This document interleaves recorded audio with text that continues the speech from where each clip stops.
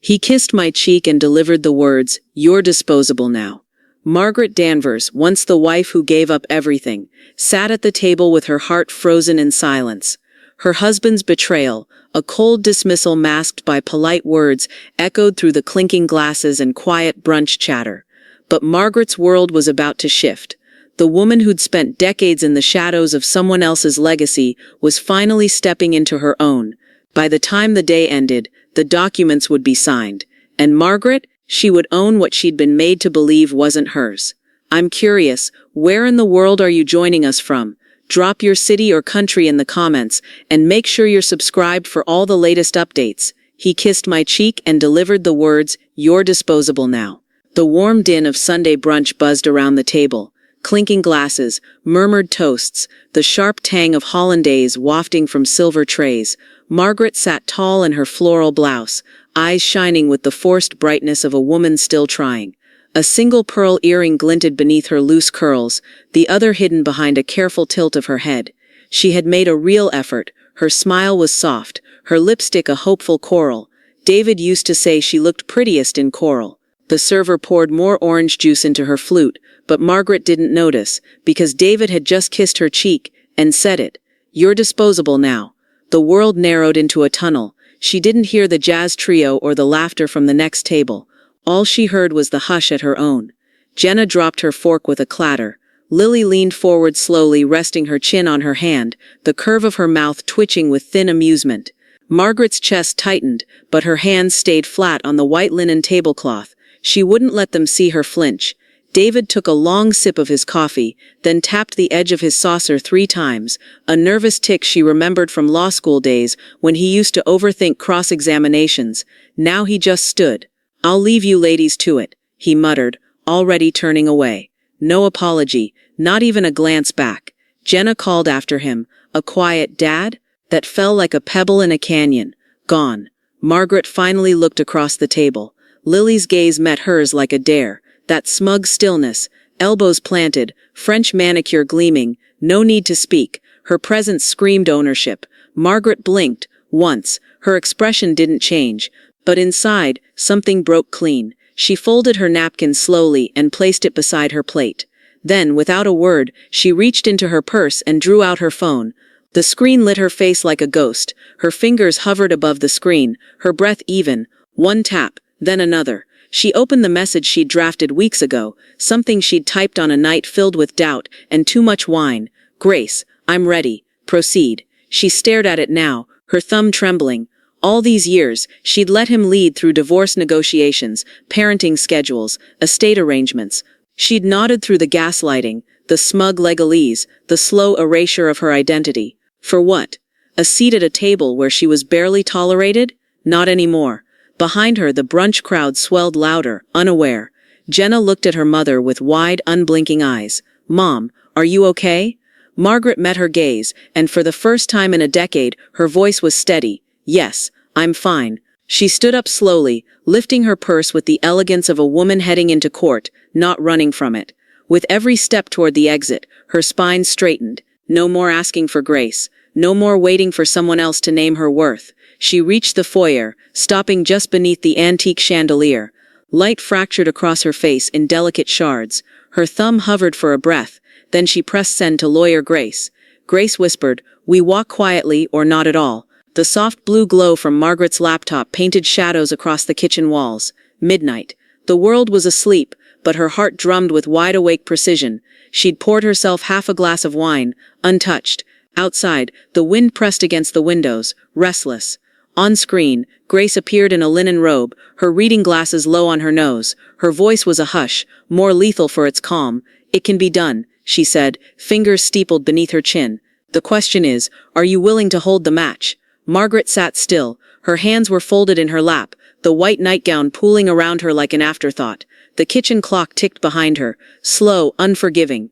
Grace continued, measured. "If we move before his Q2 tax documents hit the system, we can lodge the motion without flagging his firm's attention. But once that window closes, he'll know you've been in the vault." Margaret didn't flinch. "I won't let him bury me in another clause." Grace softened slightly. "I believe you. But this isn't just paperwork, Margaret. You're asking me to ignite a financial inquiry that could land him in ethics court if this goes wide. Margaret looked away for the first time. Her reflection shimmered faintly in the dark kitchen window, older somehow, wiser, lonelier.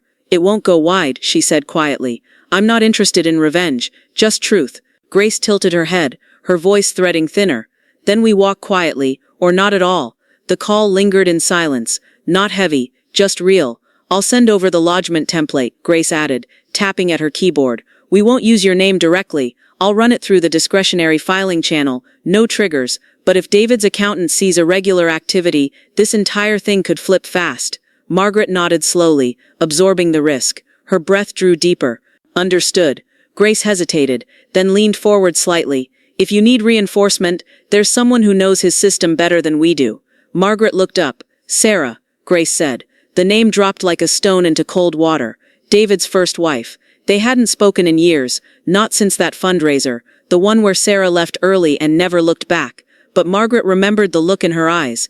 Grief polished into armor. She'll talk to me, Margaret said. More a truth than a question. Just be delicate, Grace replied. She has her own ghosts. When the call ended, Margaret didn't move right away. The cursor blinked at the edge of a new message draft, waiting for her to find the words. She closed her eyes, and the image came back. Sarah standing in the rain outside a courthouse, coat unbuttoned, mascara tracking down one cheek. Margaret hadn't spoken then, just watched. Now she typed, Hi Sarah, I know this is unexpected. I wouldn't ask unless it mattered.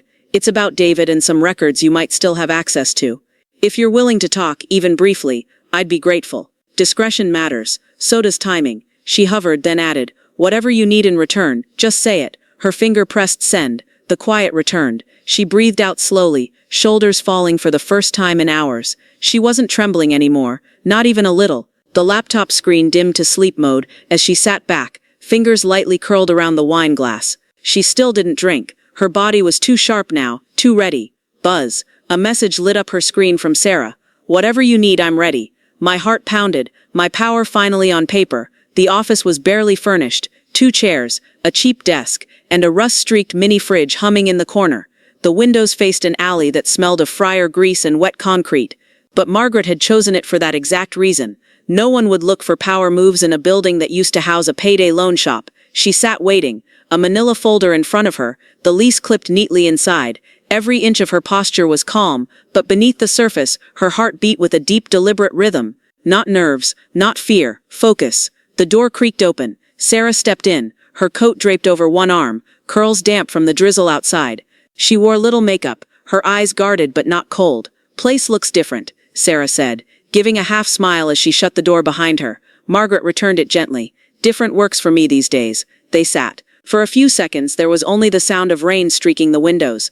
I'm not proud of how it ended, Sarah said finally, glancing down at her chipped manicure. Back then, I didn't think you wanted to hear anything from me. You were right, Margaret replied, quiet but honest. But that's changed now. Sarah nodded. No dramatics. Just the weight of 2 women who'd stood on the same battlefield, at different times, on different fronts. Margaret opened the folder, sliding the paperwork across the table. You said you had access to the storage unit. These documents give me temporary power of attorney for one transaction. Nothing long-term, just enough to authorize a records pull. Sarah read in silence, lips tightening as she scanned the fine print. She paused at the signature line. You're really going through with this? I already did, Margaret said. This just makes it cleaner. Still, Sarah hesitated. Her fingers hovered over the pen. If this gets back to him, you'll be dragged through hell. Margaret's voice didn't waver. He already dragged me. I'm just walking out. The pen moved, signature firm. No flourish, no hesitation. Margaret let out a breath she hadn't realized she was holding. Her hand wrapped tightly around the papers,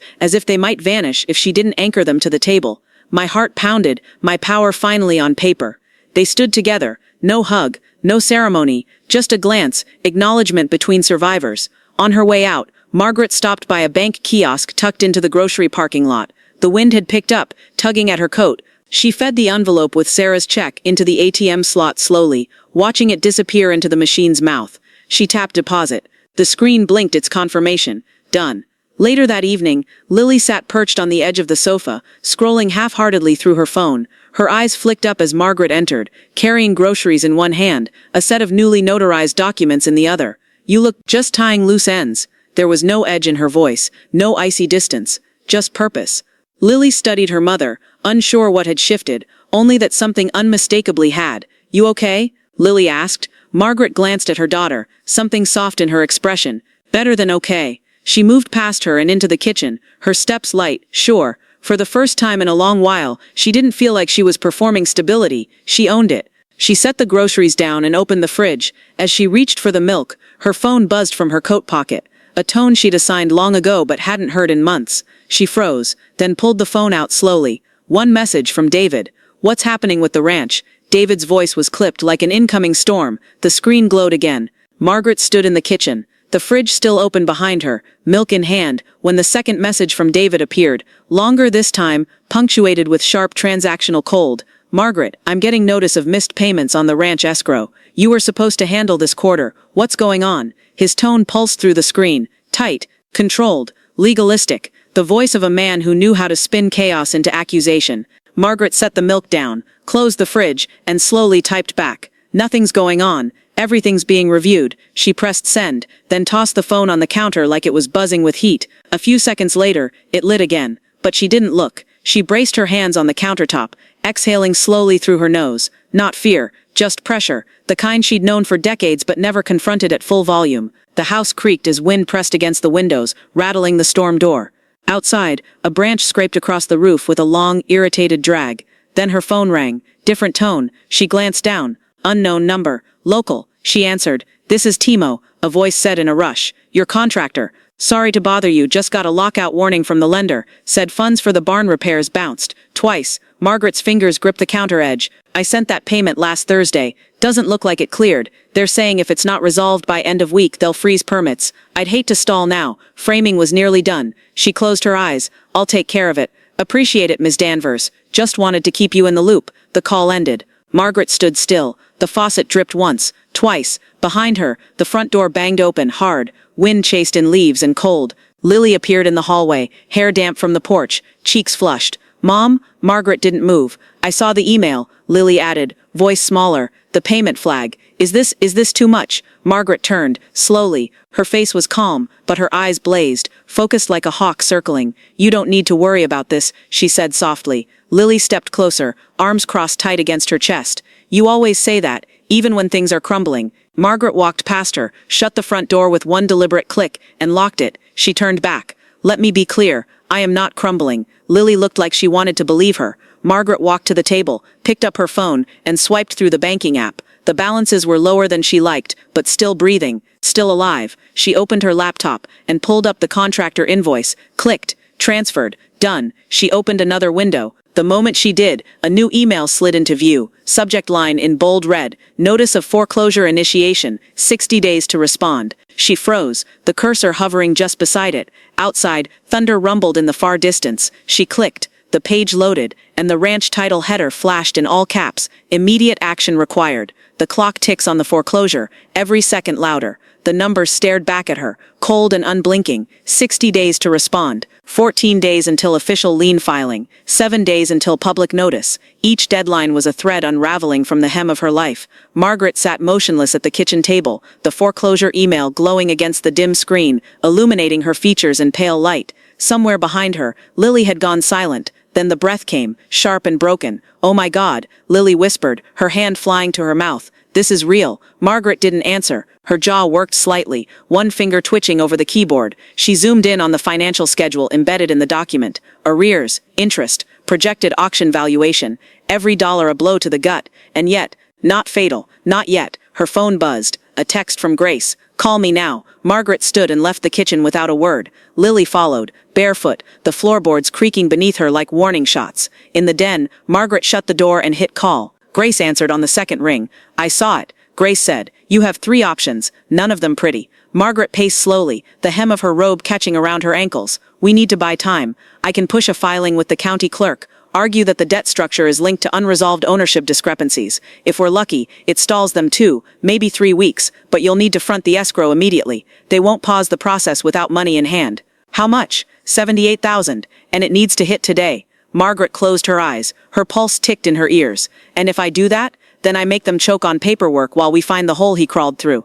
I've already flagged a few things. Deposits from a shell account that shouldn't exist. I think he's been funneling ranch income without declaration. Margaret opened her eyes. You think? I mean, I have proof. I just need access. The call ended with no goodbye. She walked back into the kitchen. Lily stood by the sink, pale and still. What's the plan? Her daughter asked softly. Margaret didn't answer right away. She opened her laptop again, navigated to the escrow portal. Her hand hovered over the keyboard. Behind her, her phone vibrated voicemail. Then again.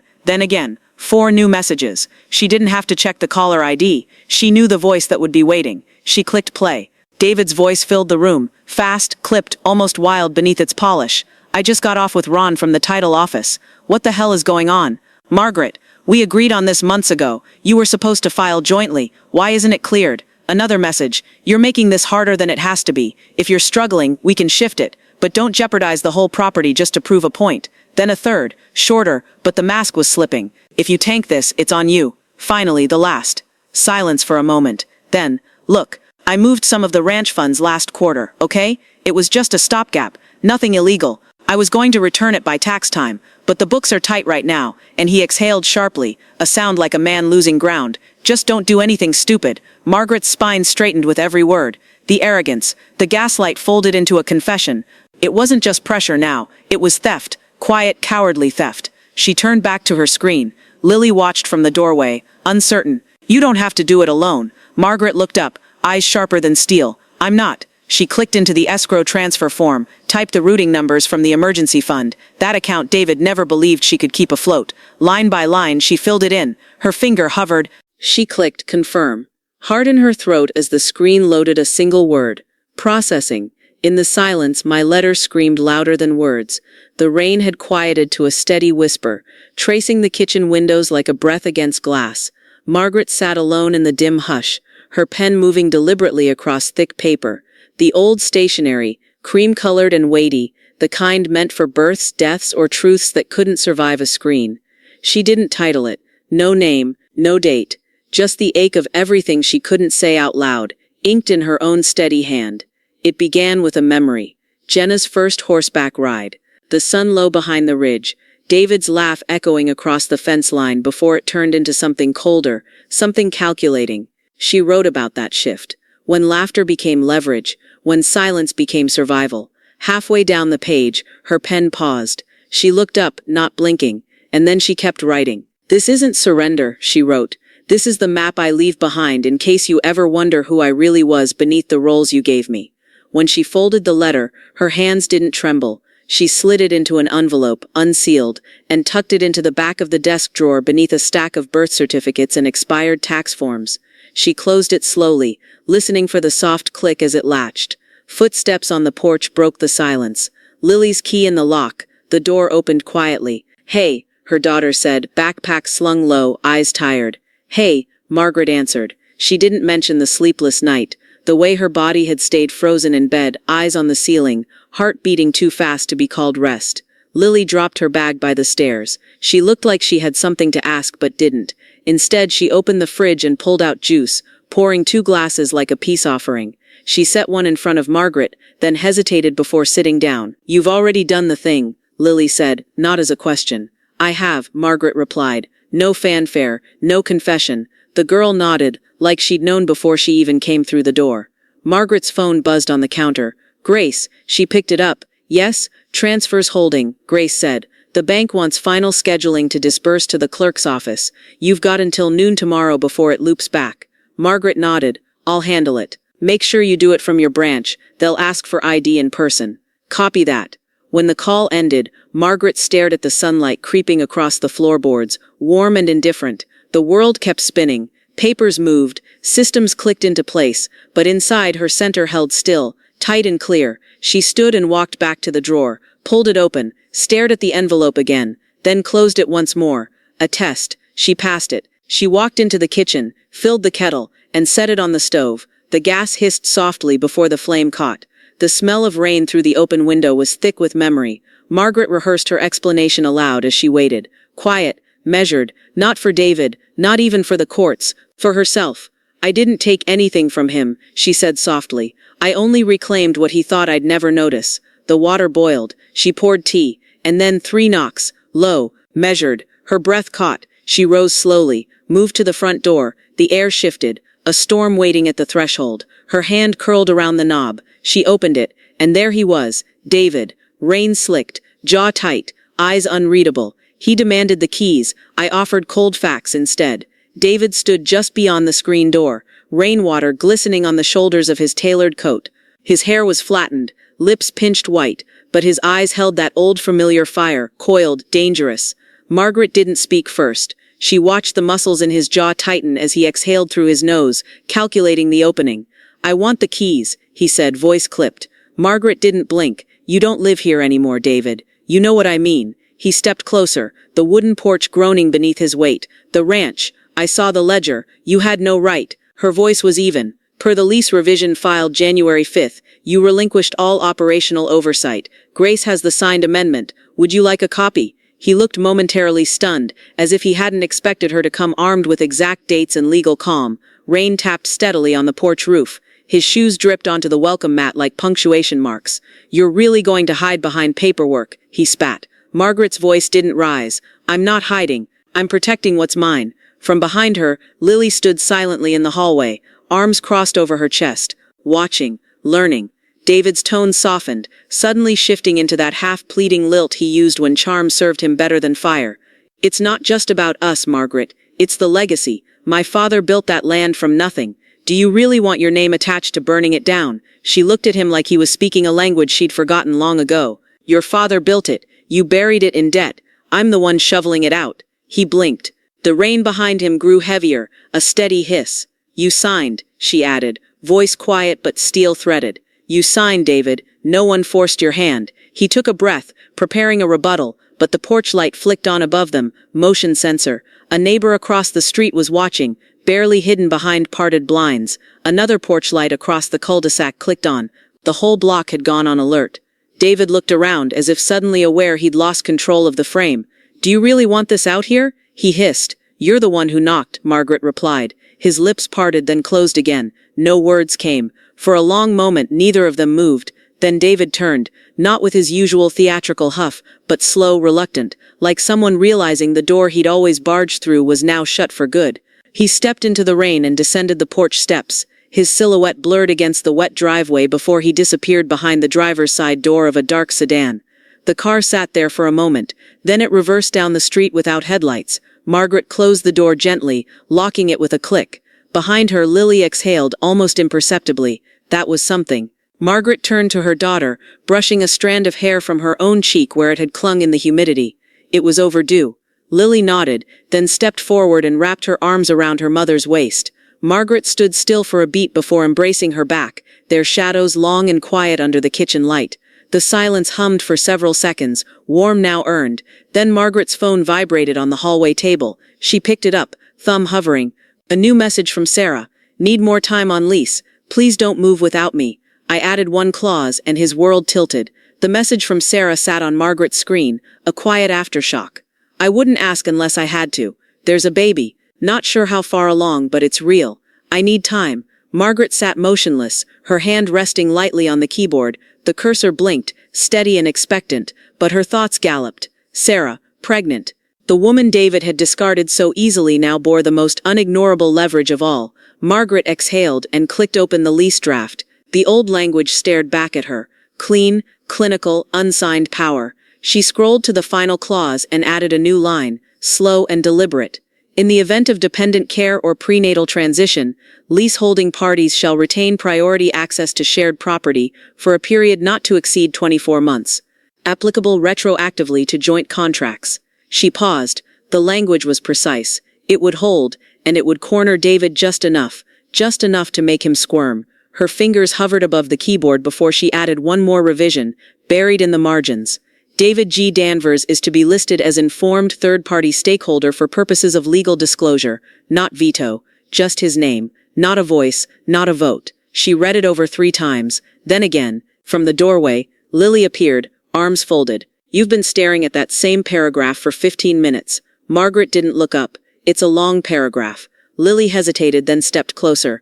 I get what you're doing. I do, but if you tighten the screws too much, he'll claw through the walls. Margaret finally looked at her daughter. Sometimes the walls need to hold. Lily said nothing. Margaret turned back to the screen. Her fingers moved, slow and deliberate, saving the file, titling it Lease Amendment 2025 v Final.pdf, a name that made it sound like a spreadsheet, not a line in the sand. She hit print.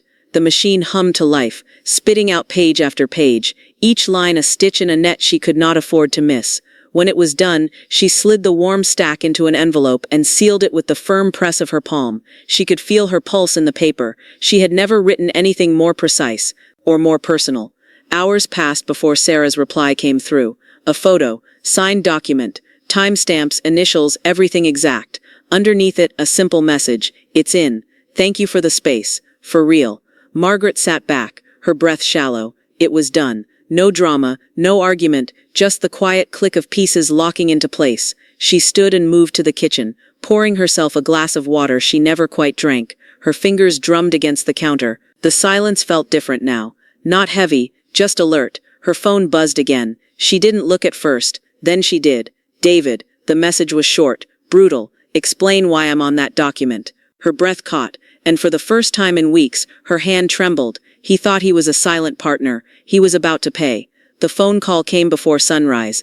Margaret sat at the kitchen table in her robe, the coffee untouched beside her, while Grace's voice cut clean through the speaker. He doesn't have a legal leg, Margaret. He signed the third-party clause himself back in March. If he forgot, that's his mistake. But now that his name's attached to a lease that ties him to Sarah's timeline, he's in it, whether he likes it or not. Margaret said nothing, just nodded as she listened, hand resting atop a stack of printed pages. Her thumb tapped once, then twice. Grace continued, if he tries to force removal, we cite non-veto status. He's tied in name only. His income disclosures will confirm he benefited, even if he claims ignorance. And if he escalates, we have paper trails, escrow footprints, and 2 signed leases. A shadow flicked across the front window. Tires on gravel. Margaret looked up just as headlights cut across the living room wall. Grace heard it too. He's there, isn't he? Margaret stood. Yes. Don't engage alone. Keep the line open. But Margaret was already walking toward the door. She didn't flinch when he barged in without knocking. David's coat was wet. Again. He didn't care. His hair was a mess, eyes bloodshot, lips thinned to a nearly colorless slash. You dragged me into this. He tossed a crumpled paper across the table. The lease. She let it sit. You added my name, Margaret. You roped me into a liability. Sarah is unstable and you know it. Margaret didn't move. You signed. You were informed. I didn't know she was pregnant. She didn't know either. Life doesn't wait for your terms anymore. David's breath caught in his throat. I can't be responsible for this. I have a career, board seats, assets that can't survive this kind of accountability. He stared at her, raw, wounded, and furious. Where's the original? He snapped. Margaret moved calmly to the drawer, pulled out the sealed envelope, and laid it beside his crumpled version. Then she walked to the coffee pot. Want some? He scoffed. You're offering me coffee? It's raining. You look tired. He didn't take the cup, just stood in the center of the kitchen, like a man trying to remember how he used to win. Margaret sat, sipping quietly. You're not bluffing, are you? He finally asked. She raised one brow. What would be the point? The silence stretched, thick and sour. Lily stepped into the doorway, a towel around her shoulders from the upstairs shower. She froze when she saw him. The room held its breath. Dad? His head jerked toward her. He straightened, eyes softening for a second. Hey, Lil. She didn't smile. Margaret didn't rise. Everything's fine. We were just finishing up. Lily nodded slowly, then stepped back into the hallway. But she didn't leave. She stayed within earshot, listening. David turned back, hands on his hips. You want a war? Fine. But don't think this ends with a lease. You're not the only one who knows how to play strategy. Margaret didn't blink. You're the only one playing. He stood there, rattled, defeated, but unwilling to fall. Then he snatched the envelope and stormed out, the door left wide in his wake. Margaret rose and closed it gently. No sound, no rush. In the quiet that followed, the only noise came from her phone, still glowing on the counter. A banner notification slid across the screen. Trending. The hidden battle behind a local ranch. One woman's quiet rebellion. Margaret tapped it, and saw her own photo at the top of the article. Outrage and applause painted the comments page. Margaret stared at her own face on the screen. It wasn't the photo that bothered her. Taken years ago at a community gala, her smile practiced, pearls catching the light. It was the headline. Blunt, feminized, designed to draw clicks. The ranch wife who refused to fold. Below, the floodgates had opened. She scrolled, pulse steady but eyes burning. The comments came in waves, some in all caps, others elegant and quiet, each one its own kind of truth or poison. Entitled much? Must be nice to cry oppression from a ranch house. Finally someone saying it. These men think land equals legacy. It doesn't. I know this woman. She's always been calculated. Lily stepped into the room, holding a bowl of cereal, her mouth tight. Maybe don't read the bottom half. Margaret didn't look away. She read one aloud, voice even. She built nothing and wants half. Sounds familiar. Then with a breath she scrolled again, and read another. My mom left a man like him too. She didn't write about it. I wish she had. Thank you, Margaret. Her voice caught slightly. She didn't let it crack. The phone rang again. Jake's name on the screen. The local reporter who'd first posted the piece on his blog before it was picked up statewide. She didn't answer. Not yet. Another message pinged through. This one from David. Pull the story. Now, this affects more than you. Margaret exhaled. He's worried about exposure, not accuracy. She sat down at the desk, opened her laptop, and opened a new document. The cursor blinked at the top of a clean page. No headline yet. Just the space. You're going to write it? Lily asked. Yes, Margaret said. All of it. My voice, not theirs. Lily sat beside her, bowl balanced on one knee, and watched as the words began to form. Not legalese, not veiled tones, but truth plain and unvarnished. She wrote about being praised for silence, rewarded for compliance. She wrote about the deals made in hushed rooms and the penalties of becoming inconvenient. She wrote about the ranch, not as property but as proof, a place built on assumptions she had finally outlived.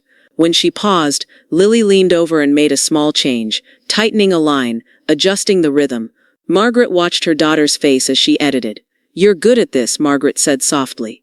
Lily shrugged. You gave me the story, I'm just shaping it. When the final sentence landed, Margaret leaned back, her breath long and full for the first time that day. She hit save, then attach. The email draft was already queued. Addressed to the editorial inbox Jake had sent with his last message. Margaret hovered for a moment. Not afraid, just aware. She clicked send. Silence returned, thick and satisfied. Lily placed her hand gently on her mother's shoulder. You did it. Margaret didn't speak, just nodded. Then her laptop pinged. A new email, from the editor. We're live Saturday morning. Margaret stared at the screen, and whispered, then we let it burn. I disclosed my heart, and strangers recognized themselves.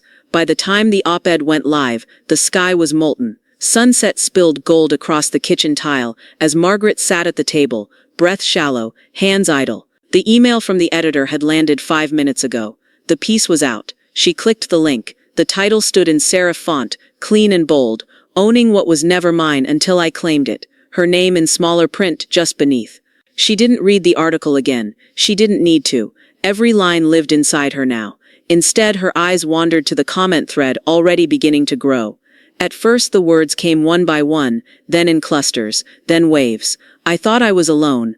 I'm not. Thank you. You make women like my mother visible. Liar. Playing victim to rewrite your life. Shameful. Margaret didn't flinch. Not this time. She clicked open her inbox. New messages stacked like bricks. Some scathing, some tender. All charged. A woman from Tulsa. I'm 67. You've put into words what I've swallowed for decades. Another from Idaho. My daughters are watching me cry. I'm going to let them. And then quietly from someone she hadn't expected, Sarah. Read it twice. Wish I'd had your spine 10 years ago. Baby's fine, by the way. Just thought you'd want to know. Margaret's throat tightened. She leaned forward, hands trembling over the keys. She didn't reply. Not yet. A soft sniff behind her. Lily, standing in the doorway again, eyes glassy. Margaret looked up. I didn't know it would feel like this. Lily crossed the room and wrapped her arms around her mother from behind, resting her chin on Margaret's shoulder. I did. They stayed like that, the light softening to blue outside the window, until Margaret's phone buzzed on the table. An unfamiliar name. She opened it. Miss Danvers, we'd be honored if you'd speak at our Women's Resilience Forum next month. Your story is moving more people than you know. She read the message 3 times, then set the phone down slowly. The sun had dipped fully now. The kitchen sat in deepening shadow, but the screen still glowed. Upstairs, somewhere distant, Margaret knew David was reading the piece. He hadn't written, hadn't called, but she knew him. knew the silence he used when he was processing damage control. Somewhere, he was sweating beneath a curated calm, every word of hers reflecting back his reflection. And still, she didn't want his apology. She only wanted truth. Lily sat beside her again, leg pressed lightly against hers. "You should go," she said. "Speak. Let them hear your voice." Margaret nodded slowly. "Maybe I will." The moment sat like breath between notes. Then her phone rang. "Grace," Margaret answered. "Hey." Grace's voice was quieter than usual. No preamble. "The test results are back." Margaret froze, a sudden silence crashing over her like a second sunset. When the doctor paused, I braced. This is my real fight. The waiting room was far too quiet, too clean. Margaret sat beneath a framed photo of a mountain range she'd never seen, arms folded, breath shallow. Lily sat beside her, eyes fixed on the floor, hands gripping the hem of her sweatshirt like it was the edge of a cliff. Grace's voice echoed in her mind. "The test results are back." They had driven to the specialist before dawn, headlights cutting through morning fog, words between them sparse but weighted. Now the door to the exam room creaked open, and the doctor stepped in with a tablet in hand, and the soft solemnity of a man who'd delivered both relief and wreckage. He sat, smiled gently. "It's early," he said, "and that's good. You caught it in time." The pause came next, the one Margaret had braced for. "There's a small mass in the lower quadrant. We're staging it as a 1A. It hasn't spread." The room swayed for a second. Lily gasped beside her and covered her mouth. Margaret reached out, wrapping her hand around her daughters, anchoring them both. "What's next?" Margaret asked, voice level. "Lumpectomy," the doctor replied. "Then a short course of radiation. Prognosis is strong. You'll need to make some adjustments. Rest, recovery. But you have time. You have options." Margaret nodded once. "Then let's begin." He gave a slow nod in return, and handed over the treatment packet, pages thick with diagrams and language meant to educate, not soften. When he left, Lily broke. Tears spilled over, silent at first, then sudden and full. Margaret turned in her seat, cradling her daughter's head to her chest, brushing trembling fingers through her hair. "It's okay," she murmured. "I'm okay." Lily couldn't speak, just clung tighter. They left the clinic, just after 9. The morning sun had turned silver, slicing through the clouds like a promise. Back home, Margaret moved slowly, a little more aware of her breath. She placed the treatment folder on the kitchen counter and began packing a small overnight bag with deliberate hands, comfortable clothes, reading glasses, a notebook. She'd decided before they left the office. The ranch would be her refuge, her soil to heal in. It was hers now, not just in ink, but in truth. A place once tied to betrayal, now becoming something different. She zipped the bag shut and turned to find David standing in the doorway. He didn't say a word. His eyes scanned her face, then flicked to the folder on the counter. "I heard," he said quietly. Margaret didn't answer. She stepped past him and placed her bag by the door. "I didn't know," he added. "I know." He moved toward her slowly. "If you need anything." She turned then, met his eyes. "I'll let you know if I do." He nodded. Nothing else. No performance, no strategy. And somehow that was enough. By late afternoon, the sun stretched wide over the fields as Margaret's car pulled down the gravel drive. The ranch came into view, familiar, quiet, and new all at once. The barn's roofline shimmered in the heat. The front porch had a rocking chair now. Sarah must have added it. She parked beside the small guest cottage, stepping out slowly, the scent of sage and dust filling her lungs. She walked to the porch, dropped her bag and sat, her breath steady, her spirit both worn and undefeated. The land felt different beneath her now, not haunted, just open. Her phone buzzed in her pocket, a message from Sarah. "We need help setting up the nursery." Margaret smiled faintly and typed, "I'm here. New life on the land and hope in our hearts." The nursery was still more idea than space. Fresh paint drying on walls, the color of sage and cream, cardboard boxes stacked in corners, and sunlight pooling across unfinished floors, but it breathed with promise. Margaret stood near the window, holding a curtain rod as Sarah climbed a small step stool. They worked in quiet rhythm, exchanging only glances and nods. Margaret steadied the base, Sarah adjusted the brackets. Lily sat cross-legged on the floor, sorting baby books into tidy rows, humming softly under her breath. "You always this precise?" Sarah asked, drilling the last screw into place. "Only when it matters," Margaret replied, smoothing the curtain's edge with her palm. They paused, just for a second, surveying the room. It still needed trim, a rug, a crib, but it already had something better, intention. It felt built with care, not fear. David hovered near the doorway, hands in his pockets, eyes unreadable. "I don't know where to start," he said. Sarah didn't look at him. "That's a start."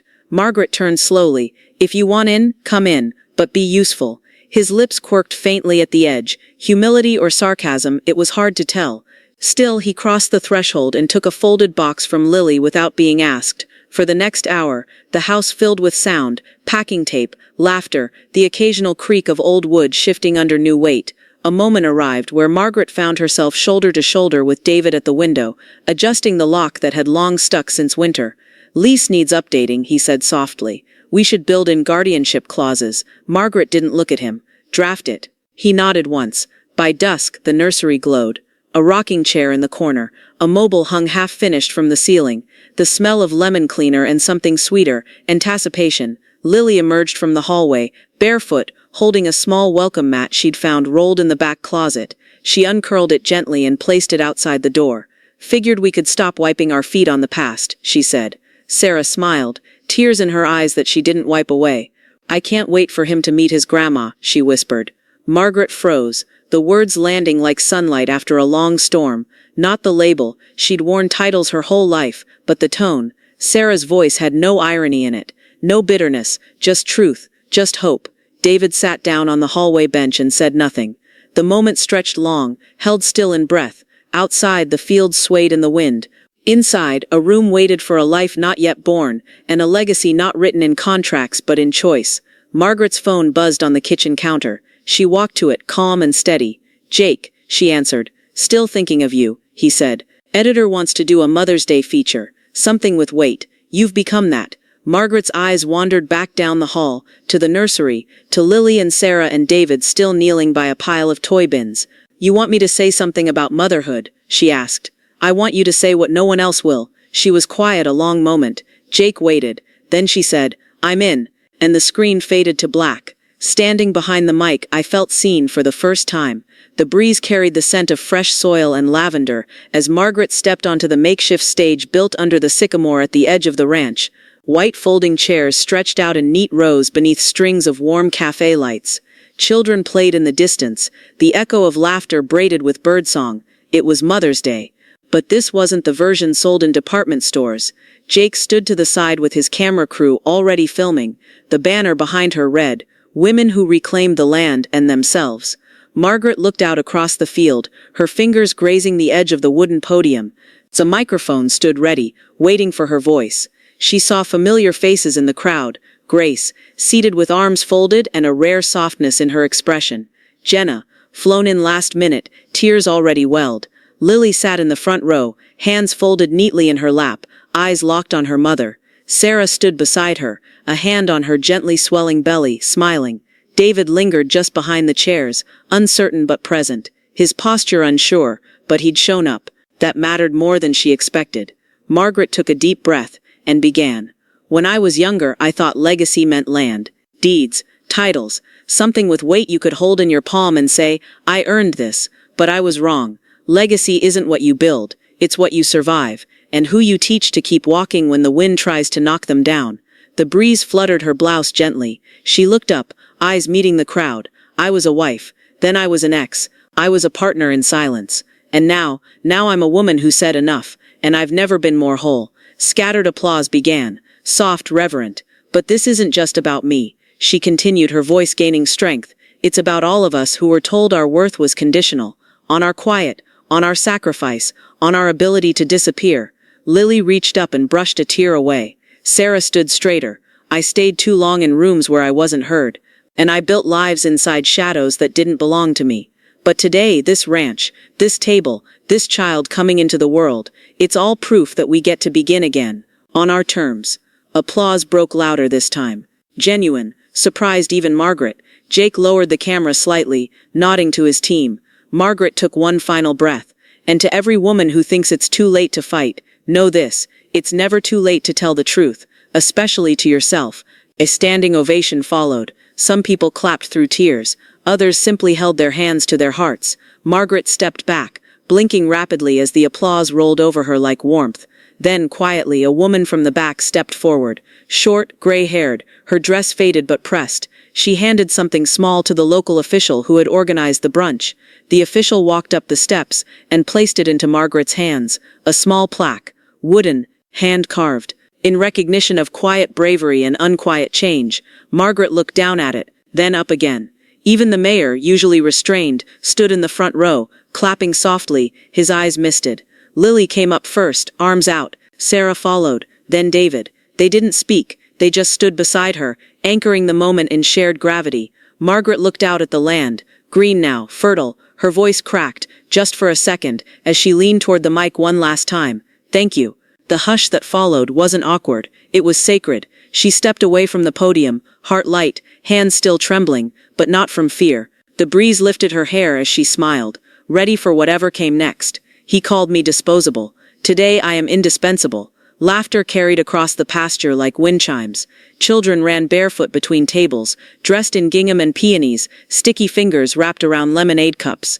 The brunch had stretched long into the afternoon, plates replaced by pie tins and coffee mugs. Conversation easy, limbs loose. Margaret sat beneath the old sycamore again, no longer on a stage, just on a simple wooden bench in its shade. Her heels were off, her feet touched soil. Across the lawn, Lily held a clipboard, managing the last of the catering crew. Her hair was up, her shoulders square. The girl she had raised was now a woman she admired. Sarah emerged from the guest house, the baby wrapped in a soft blue blanket, his face round and pink against her chest. She walked with quiet purpose, slow steps. When she reached Margaret, she didn't speak, just offered the bundle into her arms. Margaret accepted without hesitation. The boy blinked up at her, lips puckering, hands fisting into the air like small declarations. Her arms knew what to do. The weight of him wasn't heavy, it was grounding. From the side, David rose slowly. He held no paper, no microphone, just a glass of water and his own voice. "Some of you know me, some of you know of me." A few chuckles, a few stiff silences. He looked toward Margaret, then the child in her arms. "I have not always been the man I wanted to be," he said, "but I've always known who she is." He nodded toward Margaret. "My mother didn't just raise me, she saved me, even when I didn't deserve it. And now she's holding my son." His voice broke. He didn't hide it. "Thank you," he finished. There was no applause, just silence, heavy, honest. Then a few claps, then more. Lily stepped up beside Margaret and reached into her bag, pulled out a folded piece of cream paper, the old stationery. "The letter," she said gently. Margaret looked up, surprised. "I never meant." "It's time," Lily said. "You wrote it for a reason." She opened it carefully, voice steady. "This isn't surrender. This is the map I leave behind, in case you ever wonder who I really was, beneath the roles you gave me." As Lily read, a hush fell. Even the children slowed. Margaret watched faces soften. Neighbors, strangers, the mayor wiping at his eyes again. She could feel the pulse of the moment, something that didn't belong to her alone anymore. When the letter ended, no one spoke. They simply rose, all of them, as if standing was the only way to hold the weight of her truth. Sarah stepped back beside David. He lifted his phone, quietly filming Margaret as she cradled the newborn, her smile soft, private. "She saved all of us," he whispered. Margaret didn't hear him, but she felt it. The baby stirred in her arms. His eyes opened briefly, catching the sunlight as it danced through the leaves overhead. She kissed his forehead, inhaled. The land smelled like sage and new beginnings. Her chest rose slowly, deeply, her whole body breathing. Yes, the frame widened.